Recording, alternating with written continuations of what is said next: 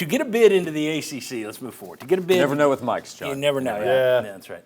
To get a bid, it really stops me. I'm just to get a bid into the ACC, SMU offered to not take any cash from that league for several years. And the ACC said, okay, come on in. Last year, first year, they make the playoff. It's a good match. It worked well. Well, Memphis looked at that and said, let's do that. So Memphis, they went even further. They went to the Big 12 and they said, we will come to the Big 12 and you don't have to pay us for a number of years. We won't take a cut.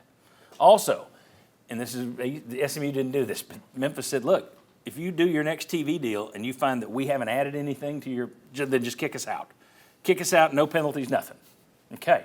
Then they said, through their ties to corporations based in Memphis, corporations that were started by Memphis alums, corporations whose president is a Memphis alum, they said, we will bring the Big 12 $200 million in sponsorships from AutoZone, Lowe's, and FedEx. And the Big 12 said, nah, we're good. Sorry, we're okay. Don't worry about it. Which I said it going to break, I actually feel sorry. That is such, for that to come out, that, look, the Washington State and Oregon State asked them to come into their new Pac-12, tried to get them, and Memphis wasn't interested. They were a little too highbrow for that, and I understand that. They don't want to be, they are bigger than Texas State, in my view. They are bigger than Boise State, in my opinion. It's an overall athletic department. At the same time, for the Big 12 to try and say, well, we're going to get in the Big 12, and the Big 12 just to kick you aside when you're making all these concessions, that is a pretty big pie in the face for an athletic department and a school in general. Gentlemen, your reaction to that story, which just dropped last week out of nowhere.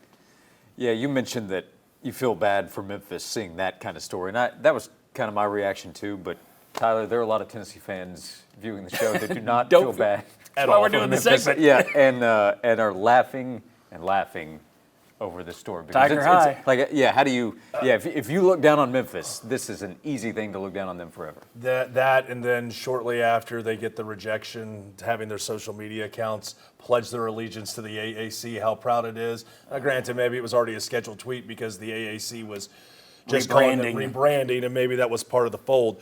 I'm going to take this a different direction. Yeah, it's a pie in the face for the Memphis. I don't know where the Big 12 gets off just rejecting $200 million. I mean, I'm looking at how they break down their TV deals and all the concessions that you pointed out.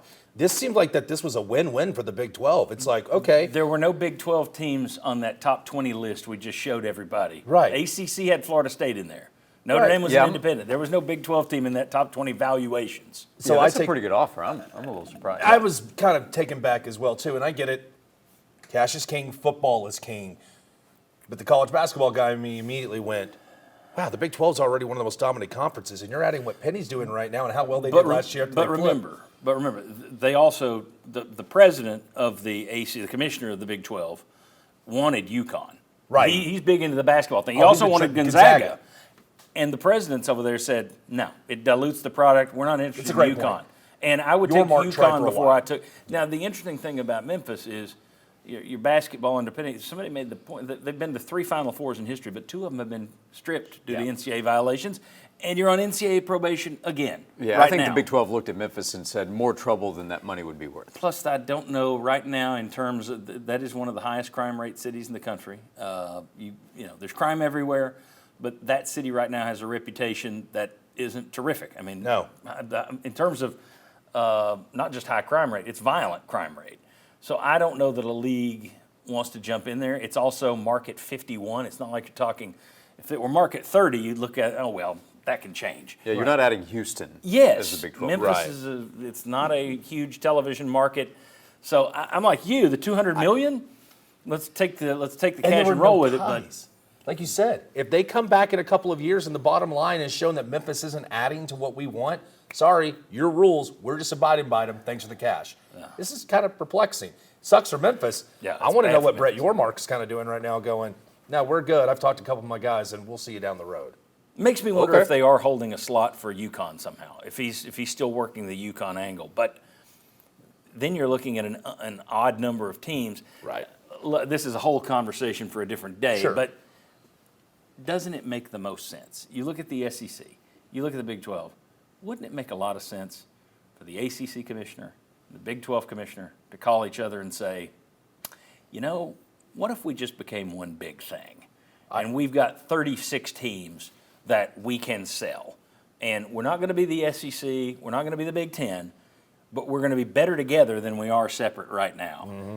I think that would make a lot of sense because in the end, I think what's going to wind up happening is those conferences are going to have the best of their teams picked off, and then they're going to dissolve.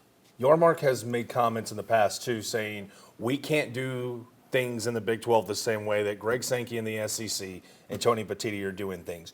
So we need to get creative on how we can try to stay ahead of the curve.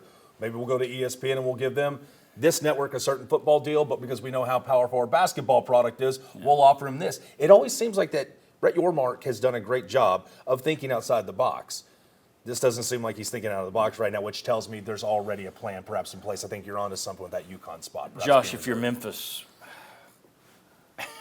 what are you doing? Are you just now saying, well, we are what we are?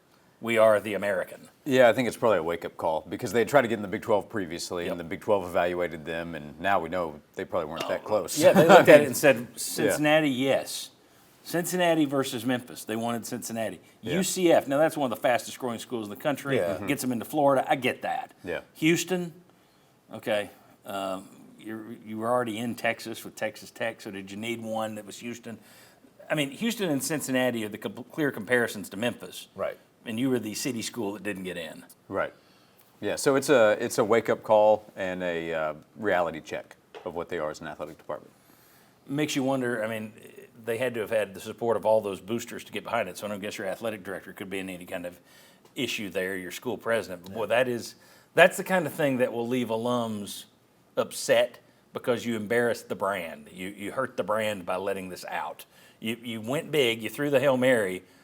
Well, you tried the last second field goal, but it was kick sixth the other way. And you look like an idiot for trying the last second long field goal. And to your American Conference mates, they look at you, oh, you think you're that much better than us, huh? Right.